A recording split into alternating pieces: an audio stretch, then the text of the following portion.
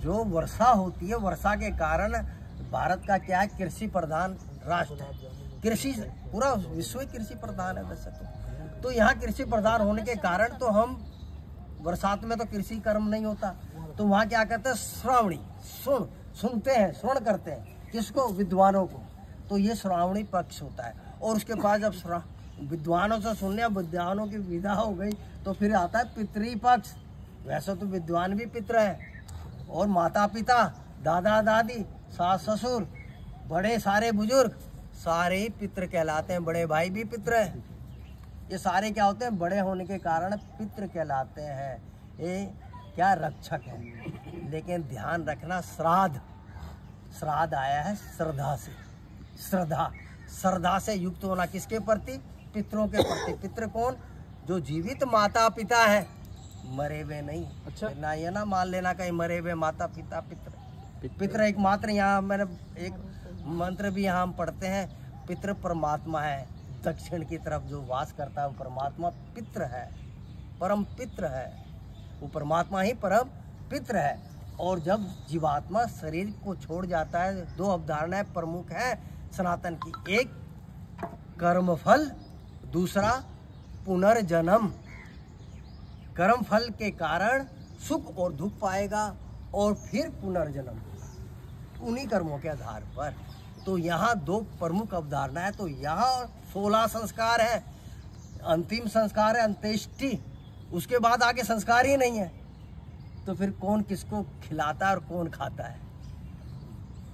जीवित माता पिता के तो सेवा की नहीं। ये बड़ा मतलब ज्वलंत मुद्दा है, ये जो पिंडदान और वो गया, वो सब कुछ नहीं, ये सब का सब तो अपने आप में एक मन के भ्रम है। बस मन के भ्रम को अपने पूर्ण कर लीजिए।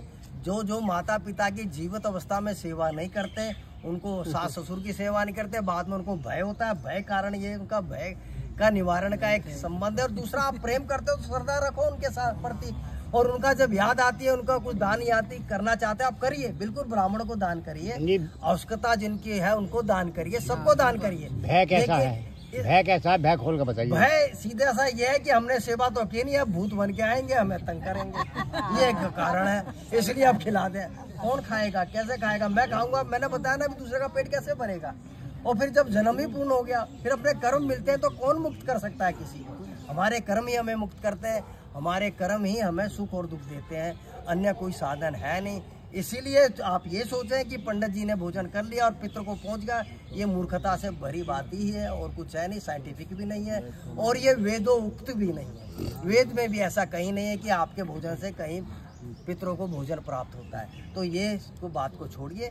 मैं नहीं कहता कि आप दान नहीं करिए, अपने माता पिता के प्रति बिल्कुल, अगर वो नहीं है तो उनके प्रति श्रद्धा रखिए, उनका सम्मान युक्त होकर जो आप उनकी श्रद्धा से देना चाहते हैं, जिसको दान दीजिए, जो आप करना चाहते हैं करिए। लेकिन ये सोच के मत करिए कि वो ही खाएंगे, हम पंडित जी को खिलाएंगे या किसी को खिलाएंगे तो उनका पेट भरेगा, ऐसा कभी नहीं होता।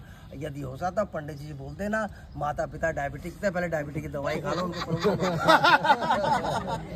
अवधारणा बन गई है लोगों की। तो अवधारणा को ठीक करिए, सनातन की अवधारणा को ठीक करिए, उसकी बात को हम अपने माता आनंद रहेगा। बुजुर्गों से डरा करते थे।